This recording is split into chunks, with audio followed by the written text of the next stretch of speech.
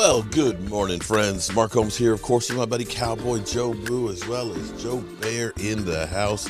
And as always, I want to thank you all for watching, commenting, subscribing, and being part of the Joe Boo Sports Report. Without you guys, as well as you ladies, you know that this literally does not work.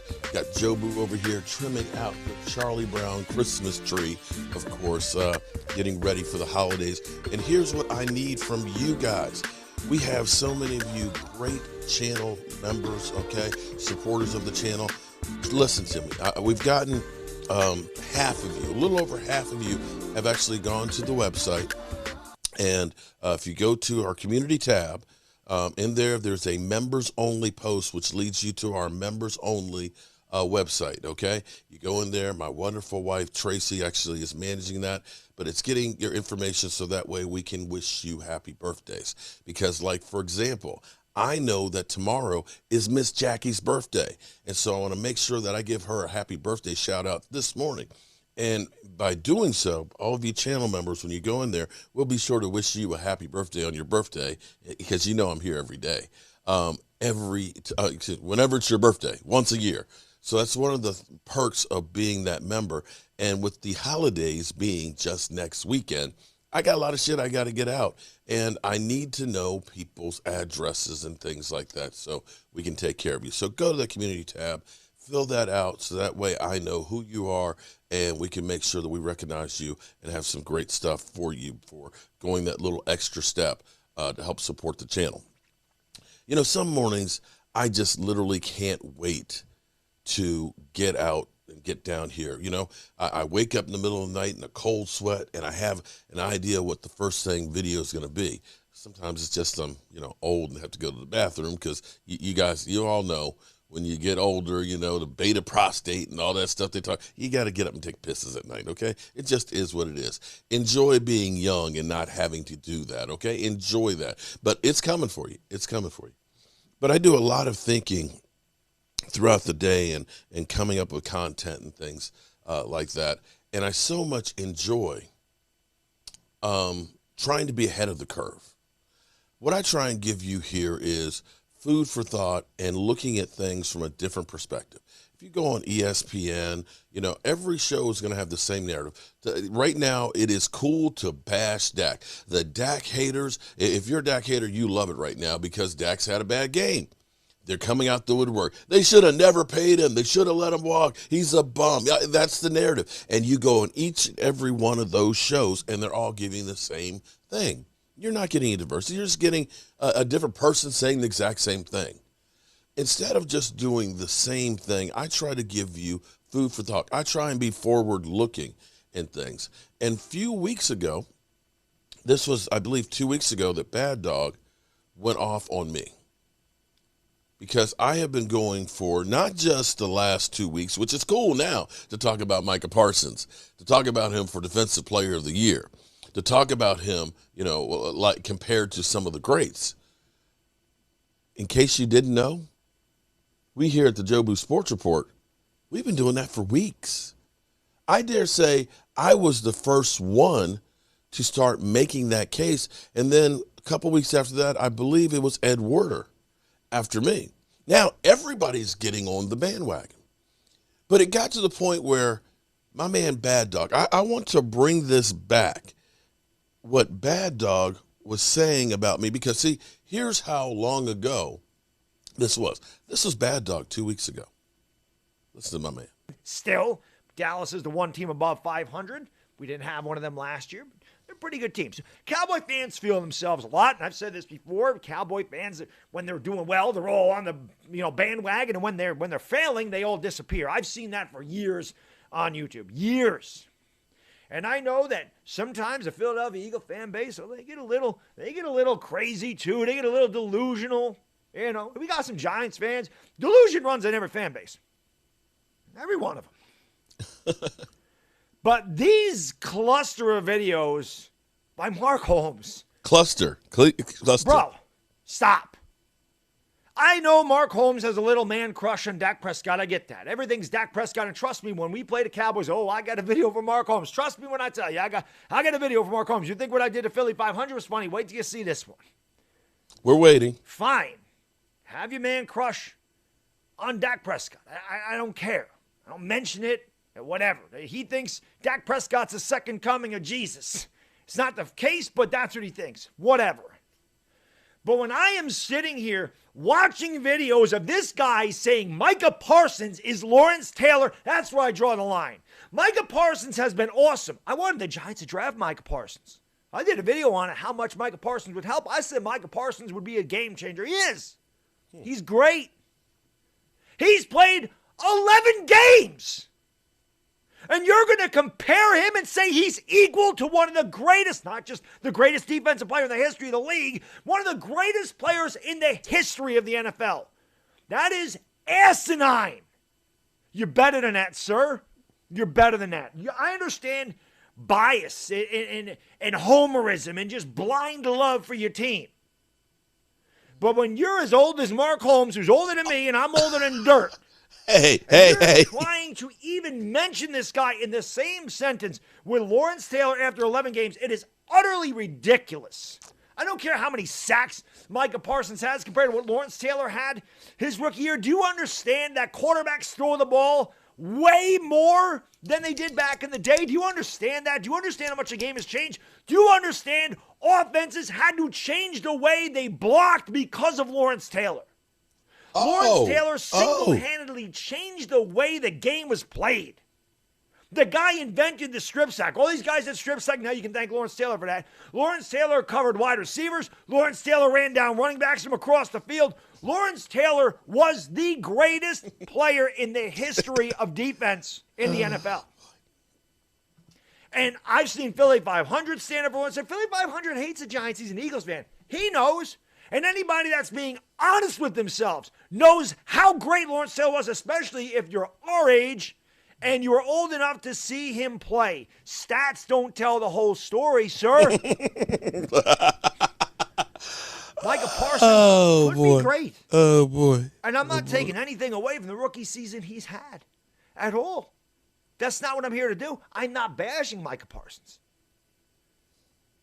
But to compare this guy after 11 games to Lawrence Taylor, that's just stupid. I'm sorry. You can't compare a guy after 11 games. People are trying to talk about J.J. Watt, J.J. Okay, you know what, bad dog. So is it safe to say that he's basically saying, I'm an idiot, I'm stupid, I'm a delusional Dallas Cowboy fan that doesn't know what the hell he's talking about? I believe that's what he's saying, right? He's saying you cannot compare Lawrence Taylor to Micah Parsons because they changed the game. He changed the game. He literally changed games. Teams had to devise ways to try and stop Lawrence Taylor. And that you are just a delusional Dallas Cowboy fan that is reaching, that you're an idiot. And is it your premise that if you say that, you are an idiot? Or are you just more insightful and understanding what's going on around you? Because if you're saying that Mark Holmes, you're a delusional Dallas Cowboy fan, how about we go to somebody who's not a Dallas Cowboy fan? How about we go to somebody who is the polar opposite of a Dallas Cowboy fan, and your running back, Barkley, your man, Barkley, compared Micah Parsons to Lawrence Taylor, sir. Let me say to you, bad dog, sir, and what he is doing. My wish, my Christmas wish, is for Micah Parsons to have 2.5 sacks or more, to get the rookie sack record in your house with your precious Lawrence Taylor, sir, to show you the greatness of how he can change the game, sir. It's not that I'm crazy or delusional. I just saw it coming. When we look at this rookie season, and I get it. You have some valid points. I am not comparing the body of work of Lawrence Taylor. I literally saw him just rip Joe Theismann's leg in half and be the man that actually cared about him, because the moment it snapped, he was the first one while the play is still going on. Bring the carts out. Get the meat grinder out here. This guy is messed up. Lawrence Taylor is one of the greatest players in the history of football. I am not saying that Micah Parsons is there yet, but as I look at this rookie season, and now that you have, let's go to it a little bit here. This is in the New York Post. This is not a Dallas Cowboys homer page here now, okay? Hate when they put all the stuff with it. The Giants never had to face the original Lawrence Taylor, but the biggest star thinks LT 2.0 is on the other side of the rivalry. That is your running back, sir. Micah Parsons is trying to follow in Lawrence Taylor's 1961 footsteps as the only player to win Rookie of the Year Defensive Player in the same season as NFL Defensive Player of the Year. He's close friends with Giants running back Barkley, and they both played at Penn State. I've never really seen anything like him. He's really LT-like, to be honest, as part of the Gatorade Player of the Year. Okay. It is what it is. He's insane. Every week, Parsons is one of those guys that even if I can't watch the game, I look and say, what is he doing? I am not saying that because we're friends. The sky is really the limits with him. If he keeps working hard, keeps his head on straight, he can be even better than he is now. And that's a scary thing. Barkley let Parsons stay with him for a while. He's playing extremely well, Barkley said. Hopefully he can turn that down a notch this week when we play them. But it's going to be fun against Micah. He's a competitor, and when you've got one of them, you could argue best player in the league. It's going to help bring out your best. Coming to MetLife Stadium, you hope to bring out a little extra motivation to get back to the level I know we can get to. Parsons is the 7th in the NFL with 12 sacks, to go with his 75 tackles and 3 forced fumbles. The thing that LT invented, the strip sack. He regularly downplays comparison to Taylor, which considered the greatest defensive player of all time, by saying he wants to be his own man and force other people to say, you pass rush like Micah. Oh boy. Oh, boy. Yeah. Bruce Arians on the Dan Patrick Show. He started to have a heck of a career, Arians said on the Patrick Show, who is a team he faced week 1. But we're talking about the best defensive player in the history of the league, so slow down a little bit. Okay, I agree with you. So, Bad Dog. Am I insane?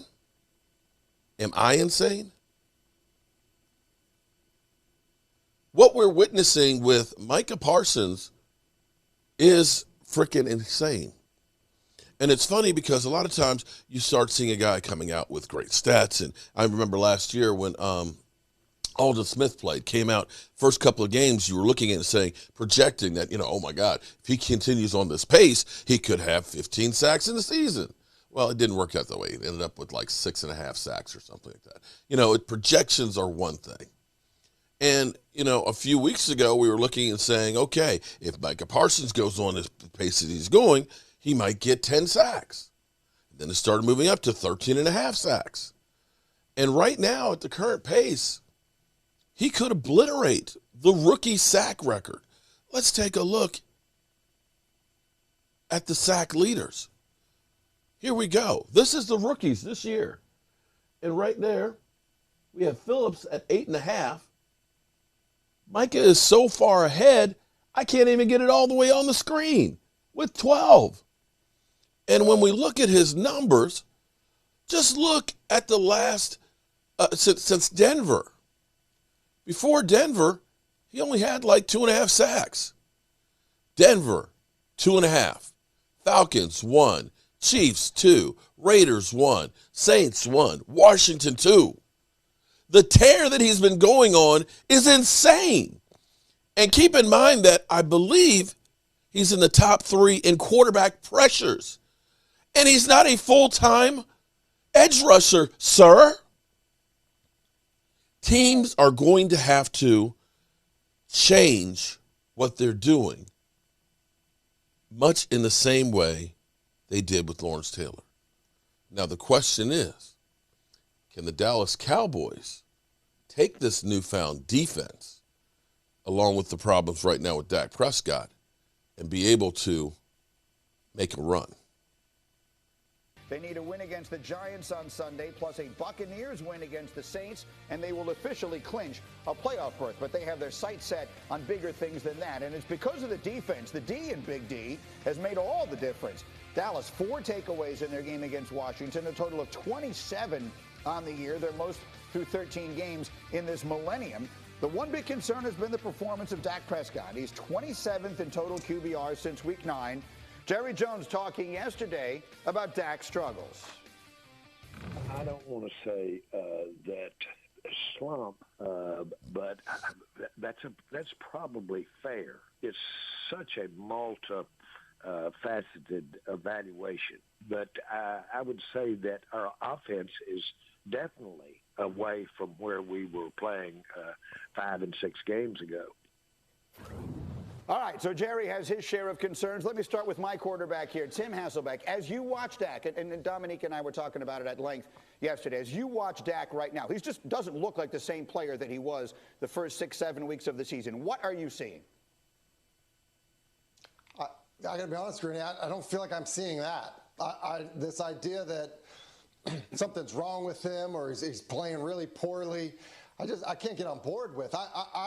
Look, every game for good players isn't going to be a great game. Like, that's just the reality of it. Tom Brady a couple weeks ago against Indy was not great. Look, a lot of people think he's going to win the MVP. Kyler Murray threw 2 really bad interceptions on Monday night.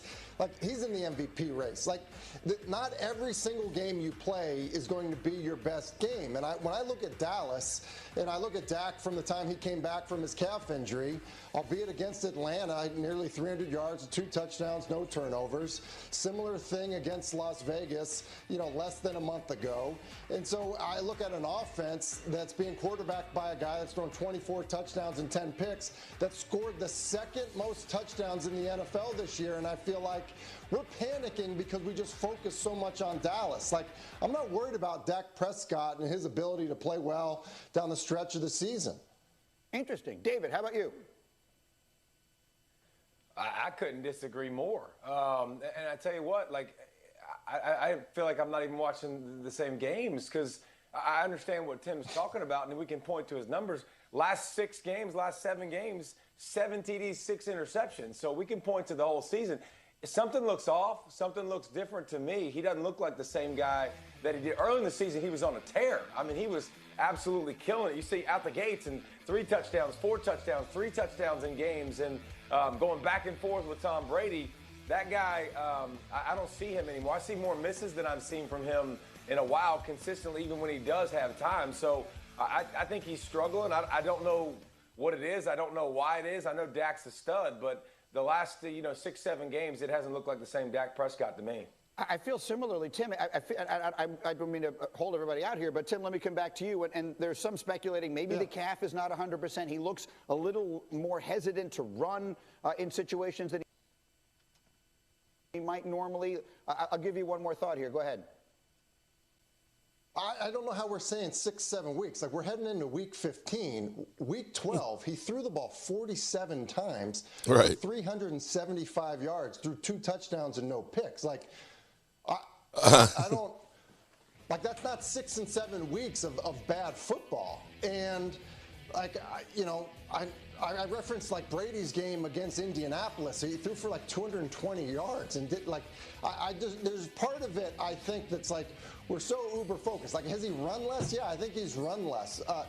Like this past weekend against Washington, Washington's a good defense. He started off the game poorly, made a couple bad decisions, threw late down the middle. Like, again, not everything is going to be perfect all the time, even for great players. And I think, part of that, I think, is that, look, that's just how a season goes. I mean, Patrick Mahomes was a turnover machine at the beginning part of the year. And look, that happens. Like, to say, like, hey, what's wrong with somebody that's got a big body of work of playing well and still is making good plays? Look, that's still what I see when I watch Dak Prescott play quarterback in that offense. Okay, fair enough. We have disagreement. Diana, how about you? Well, I see it this way. First of all, a defensive coordinator in the league shared with me that teams are actually blitzing less, right? So that's part of the game plan here for this Dallas offense that looks a little flat. Their run game isn't what it was those first 6 weeks that we're talking about, where Dak looked really well. It's obvious the run game needs to be there. When he has to drop back, read these defenses that are really turning up the pressure because they're not expecting the run as much anymore. This is where Dak, I think, is struggling a bit. I think that's part of it. It's the offense, the play calling, the lack of the run game. And then maybe there is a little bit of a mental block right now. So, I mean, I think they stopped blitzing because Dak is too smart for him. And I think that's what happened. And I know Tim and I talked about this a bunch of times early in the year, is Dak was dissecting those defenses. And when you blitz quarterbacks, you tend to not want to blitz the veterans, the smart guys. You don't blitz Tom Brady. He's going to find, because give you weaknesses in coverage. I think what he's seeing a lot more is a little bit softer coverage, which happens to be the case around the league. I'm not sure that he can't figure it out, or no, I am sure that he can figure it out, but this is just a slump. To Tim's point, part of it was I think back to Aaron Rodgers, first game of the year. Like, we can pick out these situations. When you have such a resume like Dak Prescott has, you give him the benefit of the doubt. I don't think anyone's arguing that last week's, 9 QBR was a good game for him. Lowest in his career. Late game interception. No one's arguing that was good, but no one is panicking. He's going to be fine. He's had a rough couple games with some bad breaks and a couple of bad decisions, but it's nothing to be concerned about. Yeah. David, quick final thought, David, go.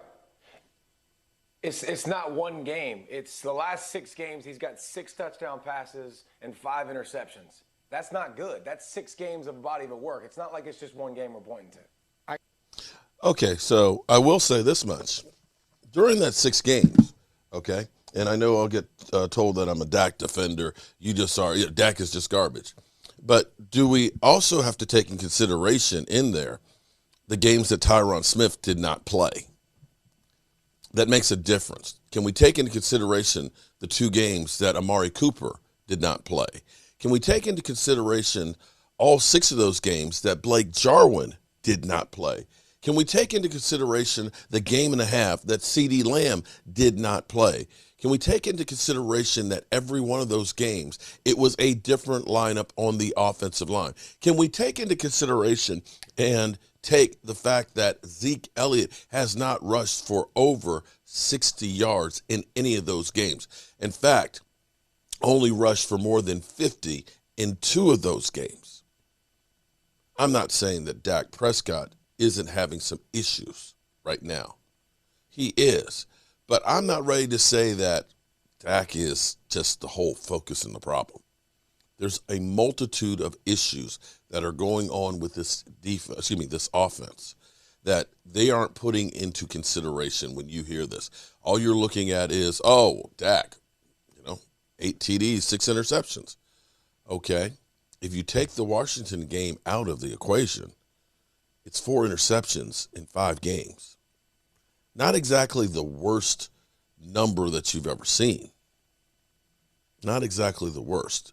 And if you look at the bodies of work, as he pointed out, Pat Mahomes was definitely in a slump, was a turnover machine. Matthew Stafford was in a slump until this past week and was a turnover machine. Nobody plays perfect football every single week. With that being said, I've gotten a little long-winded here today, but I got to get to the shop, get some stuff going. I got to get a Rio shirt this morning, and you know how we roll. I appreciate you. And please, channel members, go to the community tab. Hit that membership only thing. Go to the website, get the stuff filled out so we can take care of you. And you know how we roll. Our Colts here, and as always, I want to thank you all for watching, commenting, subscribing, and being part of the Joe Boo Sports Report.